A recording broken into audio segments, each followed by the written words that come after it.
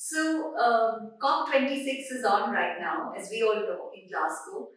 And the Prime Minister Modi ji on the 1st of November made an address, and he talked very strongly about the need for adaptation and that India was going to really focus on adaptation. Now, why that's very important is that adaptation is really the way by which we can protect vulnerable communities. And India, as you know, has a large number of vulnerable communities. We have coastal communities, we have urban poor, we have people in rural India, people who live in very fragile landscapes. So, adaptation is very different from mitigation. When we talk of adaptation, what we mean is that we assume that climate impact is going to happen. It's already happening, we're all experiencing it. So, we actually modify and do things that can reduce the impact on us. For example, you might re-engineer a house, or you might, do other kinds of things. So that for you is adaptation, and it's got to happen reasonably fast. It's also extremely expensive, and that's why India asked for money and for climate finance or other climate reparations in order to make that jump so that we could protect our vulnerable communities. That is very different from mitigation. Mitigation is that you're actually reducing carbon emissions. Greenhouse gases are actually going to be reduced in any country, and that the difference is that's long term. It shouldn't be very long term, but it's not going to happen overnight. The poor, it's very important to talk of adaptation, especially for countries like India, because the poor are very, very disproportionately impacted by climate change. For example, they lose all their assets when it rains a lot or when there's a hurricane.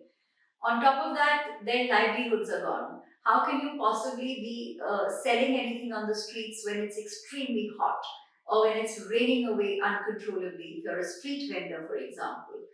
And your health as well. Many times, due to extreme heat, for example, or due to a vector-borne disease, which is an outcome of climate change, you aren't able to go to work, which means you lose money. So it impacts your income when you replace assets. You lose assets. It impacts your livelihood, and overall, it also fractures your savings and makes you way more you lose resilience, so to say. And that's why adaptation is very important. Now, you might think that adaptation is something that's just a big buzzword. It's really not. It's something we can all do. For example, in informal settlements in Delhi, adaptation by Chintan takes the form of urban farming, which means that in these tiny little homes, often made of tin and cardboard, we're teaching women to grow plants and particularly grow food that can not only can they eat but which actually goes over their homes and creates a layer of insulation so that when it's really hot, their homes might be cooled in a very natural way.